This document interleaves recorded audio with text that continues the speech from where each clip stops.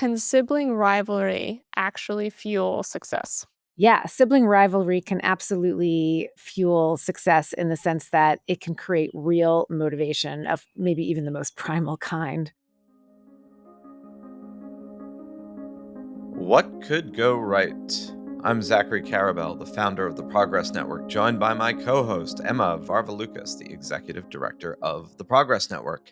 And as regular listeners know, and as new listeners will soon discover, What Could Go Right is our weekly podcast. We do a shorter form one, which is called the Progress Report. This is our longer form one, where we interview scintillating, compelling people who have unique and often eclectic, but always intriguing views of the world. And we range all over the place, from politics to the environment to culture. And we try to do so from an angle of, you got it, what could go right? Meaning the world is replete with messages of all that could go wrong. There is no quote unquote good news. That is not the nature of news. The nature of news is, if it bleeds, it leads. And that is only magnified in a social media ecosystem where hot emotions and quick clicks get the most attention, and doom scrolling is the nature of the game. But we believe at the Progress Network, and I certainly believe in my writing, and I do a column called The Edgy Optimist, which you can get on Substack, that we are potentially insufficiently paying attention to all the things that could go right in the world and over examining all the things that we know are going wrong. That is not a recipe for blithe optimism. It is simply we don't know the future, and maybe we're not considering all the things that are constructive and positive. Today, we're going to talk to somebody who's written a book that doesn't pertain directly to the issues I just talked about, who is also a longtime journalist and is going to look at family dynamics. In many ways, I guess you could argue that much of what goes right or wrong in the world has its origin in the crucible of family. You probably can overdo that. Certainly, many people have, from Freud onward, but you can underemphasize it as well. And in many respects, it would behoove us all, not just biographers who do this as a matter of course, to look at the familial underpinnings of the world that we are in and of the people who are shaping it in one form or another. So, Emma, who are we going to talk to today? So today we're talking to Susan Dominus. As you mentioned, she is a longtime journalist and, in fact, a Pulitzer Prize-winning journalist and a staff writer at the New York Times Magazine. Today we're going to be talking to her about her book called The Family Dynamic: A Journey into the Mystery of Sibling Success. And it explores why certain families produce multiple high-achieving siblings. So she talks about profiles of certain families, scientific research, and also her own experience as a mother of twins. So, are we ready to dive into family dynamics with Susan Dominus? Brace yourself, we are. Let's go. Susan Dominus, what a pleasure to have you on the podcast and to talk about your recent book, although maybe we will bleed into other topics. Wonder if I should use the word bleed into other topics, given that you also won an award for writing about menopause. So that was an unintended pun, to say the least. So what was your motivation for writing this book? I have to say, I'm gonna give you a quick little personal story about this. And for those who are listening for the first time, the book is about siblings and families with unusually quote unquote successful in the world siblings, whether or not they're emotionally balanced, I guess we can get into as well. I was struck raising two sons. There was a juncture in which they were having real challenges with each other. And I was interested in trying to find a therapist to kind of examine the sibling dynamic. And everybody that I talked to, and I did not do probably nearly enough of an extensive search in New York City, only wanted to do sibling dynamics in the context of family dynamics, right? So they were only interested in talking about sibling having issues with each other in the context of, it was all essentially about the parents, right? And that all the fighting was a derivative of whatever dynamic. And maybe that's true in multiple cases. I was simply struck by the fact that there didn't seem to be anyone, or at least it was not easy to find anyone, whose real focus was simply on sibling dynamics as its own intense, unique, powerful relationship that clearly is amongst the most fundamental relationships for a lot of people, because you're kind of growing up with this other person who's there all the time, who you didn't choose and who you can't get away from. I'm curious, like, given that in many ways is part of the nature of the book you did, how you got into this, why you got into this, why you decided to look at not siblings as a derivative of parents, but actually as its own unique, powerful, singular relationship.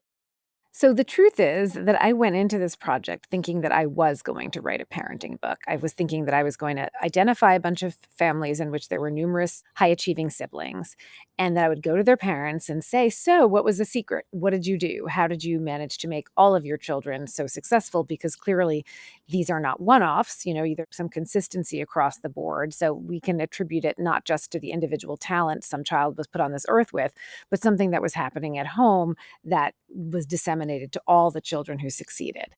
It was only when I really started digging into my reporting that I realized that the siblings were just as influential in shaping each other and leading each other down the path of success as the parents, if not more so. Maybe you could talk a little bit more about that moment. Like, was it just like the siblings kept on bringing each other up as motivators, or what exactly did that look like? In the case of the Groff family, which includes Lauren Groff, this highly lauded novelist, her sister Sarah True, who's an Olympic triathlete, and their brother Adam Groff, who's a serial entrepreneur, they were very clear that their siblings were hugely driving factors. I mean, that was really what was, they talked about their parents and how much they admired them and how grateful they were. But when they talked about where like the real juice of their motivation came from, both Sarah and Lauren talked a lot about their siblings. And it wasn't about trying to please their parents vis-a-vis their siblings. It was about competition to live up to or to better than, that kind of thing among each other. And also I heard other stories of people, whose parents were role models for them or who were inspiring, who set a kind of bar. But often the siblings were the ones who made it possible for the other siblings to live up to those expectations because they gave them great advice. They told them where to go to college. They told them what they should major in. They made major introductions. When it came down to the nitty gritty, the logistics of it, the siblings turned out to be more consequential than the parents, who often were themselves kind of quietly extraordinary people who set expectations very high, who were role models, who were inspiring figures in their own right, albeit in some cases very humbly so. But they weren't the ones pulling the strings for their kids. It was the siblings who were, in one way or another, doing that for each other. You look at four, I think, groupings in the book, or at least primary groupings in the book. How did you? I always wonder about this. Like, really good journalists somehow find these like perfect microcosms to tell the larger story. And while yours is not this at quite the same time level as the immersive reporting of like Catherine Boo or Andrea Elliott, I mean, he didn't spend, 12 years following these people around, or nor am I suggesting you should have, by the way. How did you come upon these various groups? I wish I had a better answer for that. I mean, I took suggestions from people, "Oh, you should reach out to this family, you should talk to that family," and a lot of people turned me down. I think they were uncomfortable with the idea of being held up as exemplars, or sometimes there was one sibling who was not as successful, and they were worried about hurting somebody's feelings, or there were, like, family secrets that people didn't want me to dig too close to. So, I mean, I think I was really just doing lots and lots of interviews, and at the end of the day, the people I wrote about were people whom I both admired and wanted to spend time with, and thought were in one way or another inspiring to me, and also were willing to give me their time and open up to me. I really felt like if I was going to spend this much time with families for the purposes of this book, I really wanted to be people that I enjoyed. I mean, it was my book, my prerogative. And so there were many factors that came together, but I really am quite fond of all of the people I wrote about in this book. So Zachary kind of hinted at this in the beginning when he said like they're quite successful, maybe or maybe not well balanced. And I kind of want to ask directly about that. So, you profile these families where the siblings are extraordinarily successful in their own ways, but are they well balanced? Like, is the sibling effect like a positive psychological effect, or does it turn into sometimes intense rivalry or competition, things like that? It's true that in many of the families that I write about in this book, there are mental health struggles and there are also rivalries that can be quite intense. And there are, huge judgments and error that come up. I mean, I really told a very warts and all story for these families, I think. And I guess I just would say more like those things exist in all kinds of families. And I think they can be intensified in families where, look, for families that are just in general very intense and very hard driving and very achievement oriented, you're going to see some exaggerated effects compared to what you might see in other families. But I think they're really, if anything, what I think I took away from these family stories is that no matter how successful these families are, they're still susceptible to the same kinds of problems that everybody is. There's nothing particularly protective about huge levels of success. And in fact, driving for success at that levels can be very emotionally exhausting and stressful. So, how are we defining success here? Are we defining it purely in terms of what most people think of optically, materially, socially as success, like career, money, fame, power? The way I define success is very idiosyncratic and it reflects my values. Definitely, I was interested in this book. And I think actually now is a really great time for a book like this because what interested me was not just wealth accumulation or social status. I was interested in writing about young people who had been somehow raised to believe that they could change the world, that they could create new forms of art, that they could be civil rights leaders, that they could have impact, that they could do big, ambitious, bold things that they thought were for the good of the world. And I wanted to write about kids who had dreamed big and who had reason to think that they could dream big. I think that's the thing that most interested me. So the success for me was overcoming hardship, trailblazing, innovation, social justice. Those were the kind of benchmarks that were interesting to me. You mentioned the Groffs previously. Can you tell us a story of another family that you profiled so that we can get a sense of who these trailblazers are? Yeah, sure. Well, another family that interested me a lot was the Murguia family. There were 7 kids in that family. They grew up very humbly in Kansas City, Kansas. It's a Mexican American family. They spoke Spanish in the home, and neither of their parents was college educated. I'm not sure their mother went to high school past 8th grade.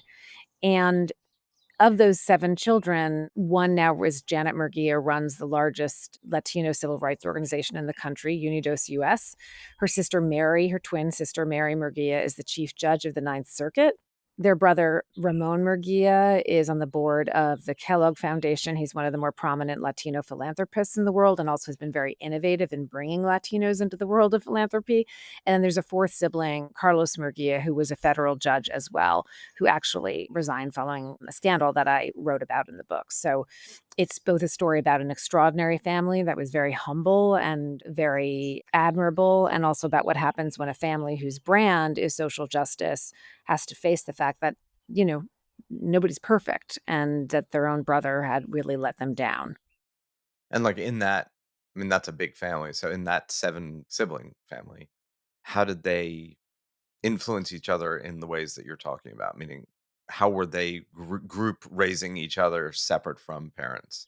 So their parents, and this is something you see a lot in immigrant families, I think, their parents really weren't in a position to say to them, I think you should take this AP course or, you might want to try out for Boys State. What really was influential for them was the oldest brother in this family was someone named Alfred Murguia, and he was the first in the family to go to college. And they all looked up to him, and Alfred got to college and really like paved the way and found the fraternities that his brothers would follow him into and got to know the financial aid people really well. At these big state schools, it can be very overwhelming. You can waste your entire freshman year because you're not getting into the classes you want.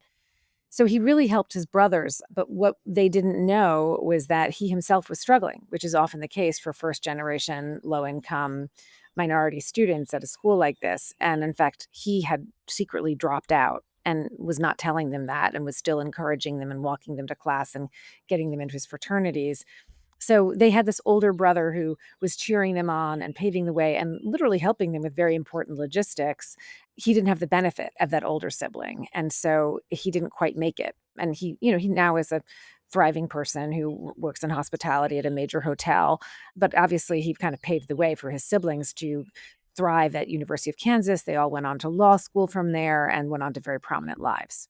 So that brings to mind the question, how much of this is dependent on the eldest sibling, right? Like, did you look at families where the direction was also, like, the effect also went up, like the youngest sibling or the middle sibling or something like that greatly affected the older ones? Or is it really like you got to get the eldest one, quote unquote, correct, and everything has a downflow from there?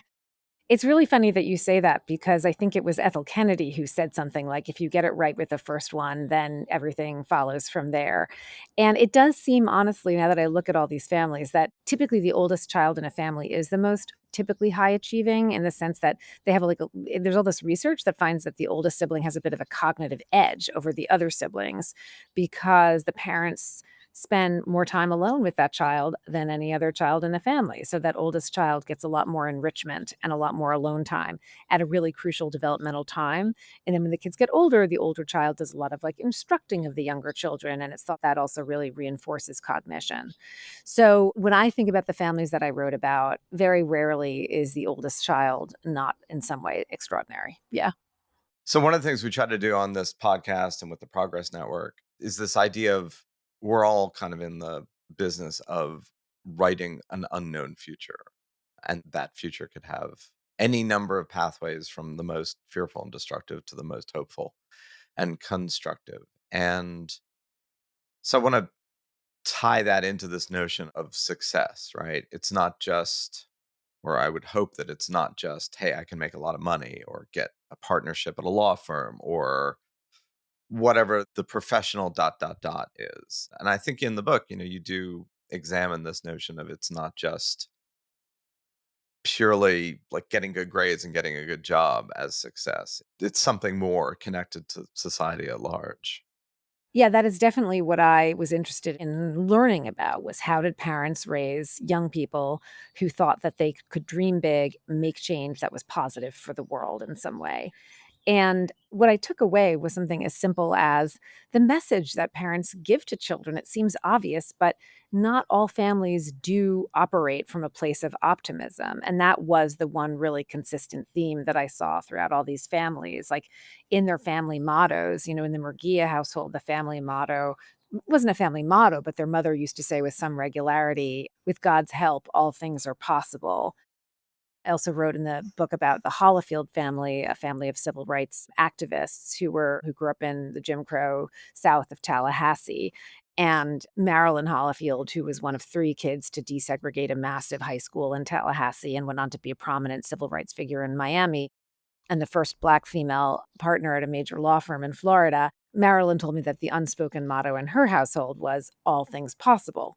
I mean, kind of coincidental, but obviously not. And so I think there's this balance that parents ideally strike between creating in their sense the kids that like, look, anything is possible. You want to reach for the moon, no one better than you, without creating the expectation that they have to reach for the moon. That if they, in other words, you're trying to balance the sense of world's your oyster if you want it, like go for it, we've got your back and we believe in you, but also not creating this pressure, this heavy responsibility that you have to change the world. Because I think if it's coming too much from the parent, first of all, it robs this young person of agency, but also can create a tremendous amount of pressure that's clearly counterproductive. And so is there anything that the parents can do to kind of foster that like positive sibling flywheel, so to speak? Or is that just again like get the older kid and then let them handle the rest? I think it's really hard to micromanage that stuff because to harness, like, how am I going to beautifully harness my kids' relationships so that they are both inspiring each other to succeed without it being negatively competitive? I mean, it's like it's hard enough to know how to raise one child. They're all so idiosyncratic, right? Like, anyone who's been a parent knows that you don't parent your kids the same way. And now you're going to try to like imagine how to interact these moving parts so that they create the most harmonious yielding of success. It's sad to say, but it's a book about these interesting families. But I have to say, it's not really a book of how to's. I mean, I think it's more about a mood or an energy. But, as I said in the beginning, parenting effects are much smaller than we think. And the idea is that parents are like these puppeteers who, and if they can just figure out how to pull the strings just the right way and have the dolls talking to each other in a certain way, there's so many variables, there's so many unknowns, and there's so many factors affecting your kids' lives outside of parenting that you may never even know about. And, when you think about how much time a parent spends interacting with his 14-year-old son versus how much time that kid spends playing video games with his friends and people you've never even heard of, you start to get pretty humble about how much influence you can have on your high school age kids, for example. I'm glad you raised that last point because there's always this fine line, particularly on these subjects, right, between the descriptive and the prescriptive. And one of the challenges of writing about this sensibility or the warp and woof of siblings and familial success, defined however it is defined, is that a lot of people will and understandably do read these things, A, with a how to mindset, even if Yeah, you're not actually providing it. And two, the flip side of all this is failure, meaning the feeling of what am I doing wrong? What am I getting wrong? What if it doesn't turn out that way without, as you just described, some degree of respect for luck and contingency and the uncontrollable and all the other variables that go in and then the interplay amongst them, combined with the fact of, there's always you find the families that fit the thesis. I mean, there's no other way to do it, right? But you don't really find the families that don't fit the thesis, meaning like you don't get to follow 12 random families from birth and see how correct. it goes. So I'm wondering what you thought about that and as you were doing all this. I mean, I addressed that very idea pretty specifically at the end because, for example, Anne Wojcicki, who is the founder of 23andMe and whose sister, Susan Wojcicki, was the CEO of YouTube, talks about how incredible her mother was because she would take the students, her daughter's papers, and she would grade them. And then she would say, well, this is a B or a C, and you can turn it in or you can revise it again. And she would give it back to them. It was up to them whether they wanted to revise it or not. But if they did, she would give it another edit and they could keep going until their mother said, this is an A. And to Anne, that was like obviously great parenting. But what I said is somewhere out there, there's some other kid whose mother is doing the same thing. And that kid is crushed by their mother's over involvement in their academic experience. And they feel like they're terrible writers because their mother was like redlining everything that they did. And, that person maybe never goes on to be anyone. And so you don't hear about that story. Or maybe that person does go on to succeed, but they did it in spite of the fact that their mother did that. So I say in the book, parenting advice should come with a warning, like, don't try this at home. It's like, it's very hard to replicate those kinds of results, and it's very idiosyncratic. And sometimes I think a lot of parenting boils down to just knowing your own child really well and knowing what will and won't motivate them. But what's going to motivate one child is not necessarily going to motivate the other child. And I think now is the part where we also have to talk about luck. Some of these families, I will be perfectly frank, sometimes you just have 3 kids who all come out, with some of the qualities that we associate with success. They're agreeable, they're pretty good looking, they're hardworking, they're very bright. Sometimes you just pull the slots and you're gonna get 3 kids who are all like, cherries. And other times it just doesn't come out that way because the genes shuffle in unpredictable ways. And you can have geniuses who are one of 7 average kids, and you can have 3 really bright kids. You can have 2 really bright kids and one who struggles. Kids have ADHD, kids have learning disabilities, they have, where does addiction, I talk about genes quite frankly in the book. Sometimes there's a kid who's born and that kid got the genetic leaning towards addiction. That's going to make it harder for that kid to be high achieving. I mean, it would have been another different but equally fascinating book if it was like families with 3 kids, 2 of which are highly successful and one of which was a failure. Well, I mean, in the Murguia family, I'm not going to say they were failures, but 4 of the Murguias are like on the national stage, and 3 of them lead extremely average lives. And you could say that's just a function of, genetic roll of the dice, but it could also just be, personality, inclination, or, some of the kids in that family grew up in much, much more dire poverty the first couple of years of their lives. Their developmental experience was really different. Or I think about Diana Ross, right? Her sister, people don't know this, but Diana Ross's sister was the first Black dean of a medical school. Her name is Barbara Ross Lee, equally beautiful, very brilliant woman. And she and Diana Ross were extremely successful. They grew up in very middle class housing.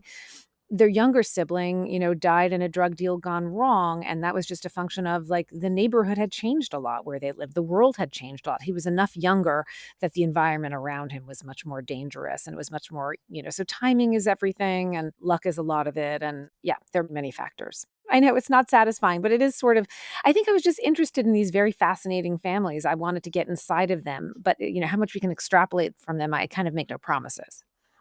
Yeah, and there's also you saw that with Serena Williams and Venus Williams, and then a whole series of other siblings who had much more variegated careers. It reminds me there was a stand-up comic years ago who says, I'm so happy to be here. My wife and I are celebrating our 10th anniversary, and everybody claps. And he says, and we have 2 wonderful children. Everybody claps. And he says, and then we have the other one. I'm glad you brought up the sisters because Richard Williams makes it seem like he made these champions and he could have made champions out of any two girls that were handed to him. And obviously they're all he's got all kinds of kids who are terrific, I'm sure, but were not tennis champions. I mean, they could not have been tennis champions at the level they are without him. Like that is true, but that's not the same thing as saying he could have made any two kids tennis champions. Yeah, so I actually want to push on that, which is this question of ambition, right? Like ambition is not evenly distributed, or at least the nature of what one defines as ambition. And some people are ambitious for having a wonderful family, which of course never quote unquote shows up in a public optic, right? If someone's like a great father, great mother, or just like really good in their community, that is unlikely to scan as success, or at least in the sense of you're not going to find it unless you know them, right? You're not going to find a family in Tulsa who just happens to be that. And that was, in fact, their ambition set, right? Yeah. So, like, what's that question mark of a lot of the ingredients of what we call success is ambition for it. And that may be wonderful in all sorts of ways. Or, as you said, the ambition to make the world a better place. But often making the world a better place can be quieter and local and therefore not heralded or not noticed. I mean, those are such great points. And honestly, I would say that a lot of the parents of these kids that I ended up writing about fit just that description. So the Murguias will say, it's true my mother didn't go to college, and it's true that she didn't change the world, but she was quietly a greatly admired figure in our community. She was someone who would set aside all the work she had to do to read a letter to a neighbor who was illiterate, a letter from home, who was very involved in the church, whom everyone just admired and liked and looked up to. And I think all of the Murguia kids were trying to live up to the what they called the Murguia brand, which was a brand of great dignity, I would say. I mean, I myself, when I set out to write this book, decided I wasn't going to get into people's personal lives because I was not trying to write a book about who had led the most meaningful life or who had led the most overall successful life or who I wasn't going to pick and choose and say like this was a good life. It was really about people who had done something extraordinary that was publicly recognized and had, it scaled up in some way. So for example, Diane Paulus is a director who really innovated how theater could be done and was a woman director at a time when there simply weren't that many. Her brother, Stephen Paulus, was very influential in helping to create New York One, this local news channel that was not just hugely influential in New York, but spawned a bunch of local news channels like it around the country. So people who just had a really big impact, even people who had big impact, but nobody knows about it. So Marilyn Hollifield, the woman who I said desegregated a high school, her brother, Bishop Hollifield, went to Harvard Law School and co founded the Harvard Black Law Students Association, which was gaining momentum just as Martin Luther King was assassinated. They went on to basically insist that Harvard Law School hire its first Black law professor, Derek Bell. And from there, other law schools started following suit. So no one's heard of Bishop Hollifield, but he was actually quietly very influential in a more global way. I wonder, thinking about these stories, how you see them either butting up against or supporting narratives around the American dream, right? Because we have like this narrative that's been around for so long. You can come to the United States, or, the United States will give you an opportunity to move up, right? And then recently there's been a sort of I won't say a collapse, but certainly like a shaking of that story, whether that's true anymore and possible. So I wonder how that looks like to you after writing this book about these extraordinary families, some of which are obviously immigrants. Yeah, and overcame hardship. I am so glad you asked that question, Emma, because I think the Murguias in particular really wrestle with the same question. One of the reasons they're so public about their lives is they want to show other humble children of immigrants the American dream does exist. Look at us. We came from real poverty, and here we are in these positions of prominence. Janet Murguia, before running Unidos US, was inner circle with Bill Clinton and had traveled the world meeting with heads of state. As I said, Mary Murguia, chief judge for the Ninth Circuit. At the same time, a lot of what Janet Murguia wrestles with as the head of Unidos US is racism and structural inequality and structural racism. This fine line. And I felt like I was super conscious of it when I was writing the book You want to say, look, here are somehow some extraordinary families have managed to succeed. That's not to say that if you don't succeed, it's on you. And Marilyn Hollifield also was really important to her, that we say that not only did a lot of luck and a lot of things had to go right, so many things had to line up in order for her and her brothers to have the impact that they had and the educations they had, and for her parents to succeed in such a way that they could make that possible for them. And also to point out that this sort of the other flip side of this is she didn't want people to read the book and think like, oh, this is the one successful Black family that came of age in the Jim Crow South in Tallahassee, but that there were people like her parents building, fruitful lives and lives of great growth all over the South, in spite of the deep racism of the era.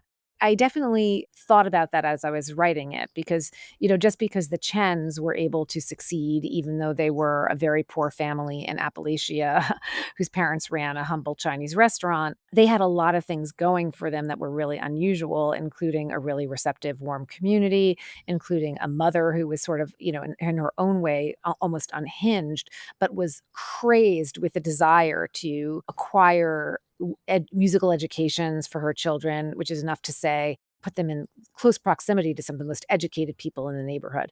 And so I think the Murguias themselves struggle with that balance between wanting to inspire people to believe that they can overcome hardship while recognizing that a lot has to change to make it possible for more people to do that without relying on flukes of luck and quirks of fate.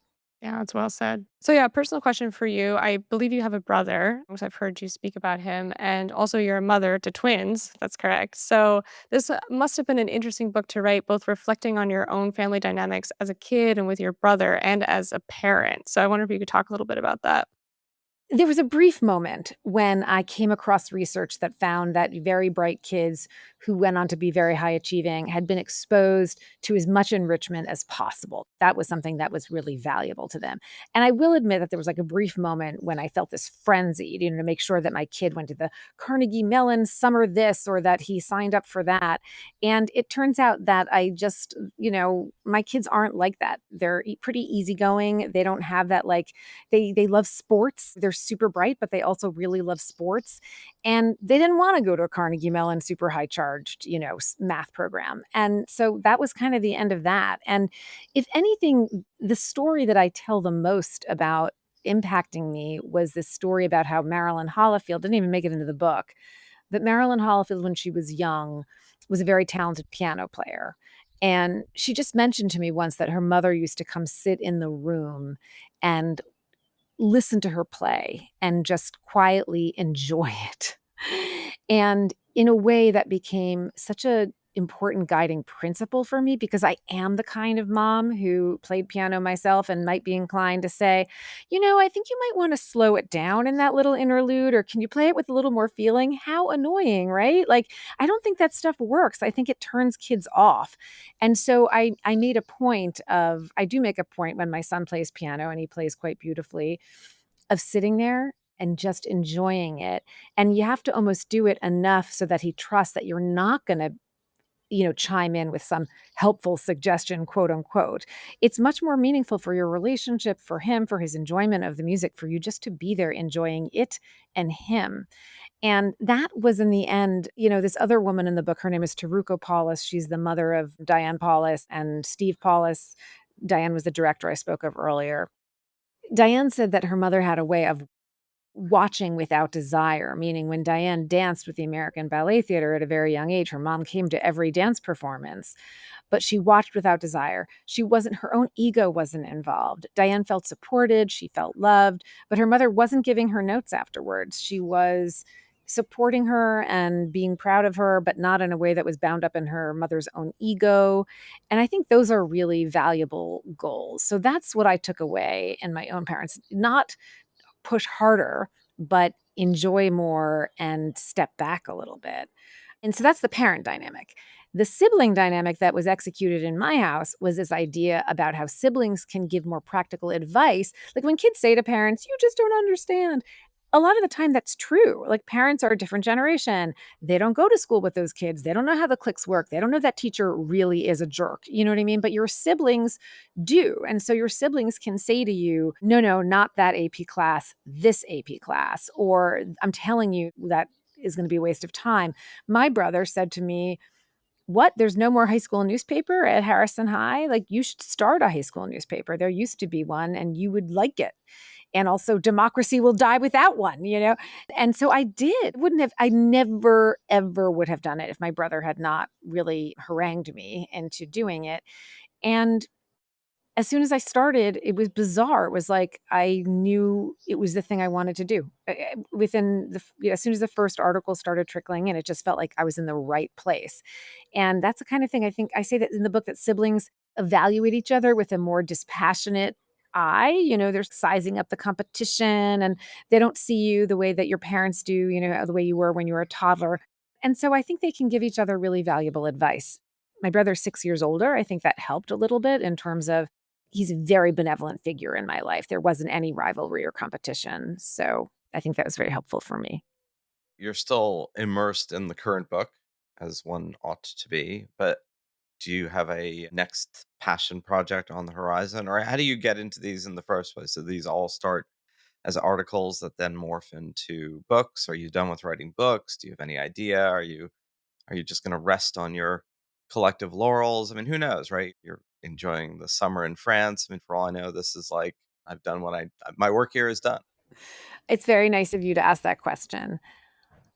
This book started with a question. I've always been interested in these kinds of families. I'm not exactly sure why, but I grew up going to summer camp with children who hailed from the great Wasserstein clan, Bruce Wasserstein, the financier, and Wendy Wasserstein, the playwright. And I was always just so curious about how one family generated this kind of success. And also, I've been very interested in people who, dream big, because I grew up from a very cautious family. My mom had grown up really poor, and for her, like, stability was just simply the most important thing. So I was always wondering, like, what's it like to grow up in a family where people are like, of course you can land on the moon if you want to, that kind of thing. I just was curious about it. Like, whenever I read bios, the first third of the book is about as far as I go, and then I'm done. I want to know about the childhoods. I'm not exactly sure why.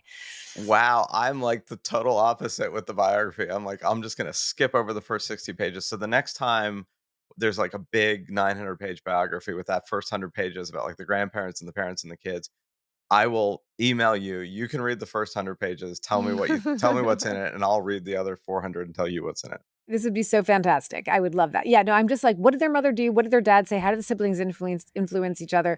Were they encouraged? Were they not? Was it a teacher? Was it a parent? Like, what? I'm always interested in childhoods.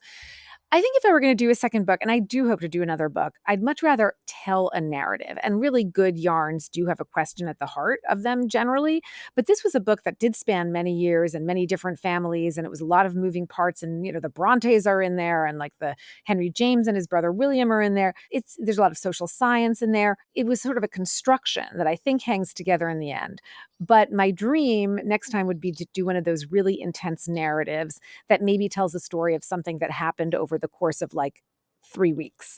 For example, that terrific book about the flight of John Wilkes Booth, I think it's called The Fugitive. Like, that takes place over a very discrete period of time. It's very narrative. It's very fast moving. It's very historically researched. That would be my dream project next time.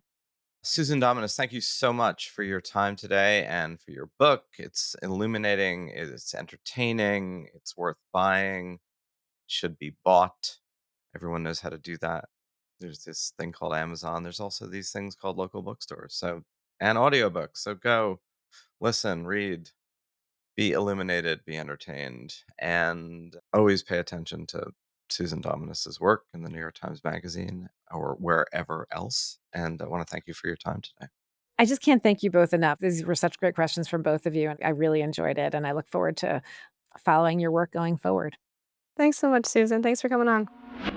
All right, so that was fascinating. One question that we didn't get into is the role of genetics, how much genetics actually plays in this, and how much of that is set in stone by your DNA, right? So I think it's an awkward thing to talk about because it certainly plays with our idea that, especially in the United States, right, that anyone can make it.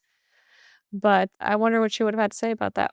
Yeah, and she does talk about it in the book. And look, the challenge of the nature nurture question is like, what nature are we talking about? So, genetics, when it is pure physical sports acumen, and even then, we talked a little in the podcast about the Serena and Venus Williams question. Even then, there's the nature nurture question. Like, raw talent doesn't necessarily translate into high achieving in sport X, Y, or Z, because that's a whole other thing of, you know, you have to harness that raw talent and practice and hone it, and what's the environment in which you do it. And when it's not about those things alone, as we know, intelligence is a relatively fuzzy concept. Intelligence to do what in what way? There's people who have spatial intelligence that don't have verbal intelligence, and verbal intelligence without spatial, blah, blah, blah, blah, blah. So I do think the issue of genetics is interesting. I think the problem is I don't think we know quite enough about characteristics that are specific and then lead to particular societal outcomes, and then how the interplay between that raw factor and nature. So I think one of the reasons we probably didn't talk about genetics on my end is that I'm a little less interested in it. I mean, I'm interested in it as a concept, and I'm interested in the discussion. I just don't think we yet know enough about the interplay, and may never, because it may be too multivariant to really establish anything clear about all this. Them's my thoughts about that. No, I mean, that's fair enough. It's also like, if you even had those answers, then what do you do with them? I feel like that kind of leads you into an uncomfortable place again about choosing your baby. Yeah, so understandably, I mean, I was doing a lot of self-reflecting in this conversation too, because I have one sister who's older than me, and she definitely did set the tone in the household. She was a high achiever. I wrote my college essay about her. So I was thinking to myself, I don't know if we are exceptional to the point of, the families that Susan talks about in her book, but as a younger child, I kind of wish that I could have some sway in the other direction. I feel a little bit like you were molded by somewhat your parents, definitely your older siblings, and then you're just responding to that. I don't know. You're a single child, right? Zachary? I Or am, although I have two much younger half siblings, but I grew up as a single child. And so just watching the interplay between my own kids was fascinating because I'd never really been around that so intimately. And I was definitely aware of the influence on that score. The influence, although I do think there is influence that younger siblings have on older siblings that is not as discernible. Mm, But in terms of like how you respond to those inputs in many ways shapes the person inputting them. Just like teachers will often say they've learned a lot from their students, but they haven't learned something that's like a clear lesson. It's more like their personality and their worldview has been shaped by the process of teaching and by student reactions and the interplay.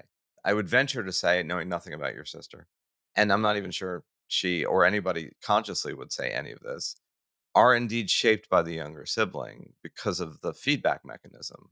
So it's not as simple as like just like parents are shaped by the process of parenting. yeah, absolutely. I mean, I would like to think so that, she was shaped by me.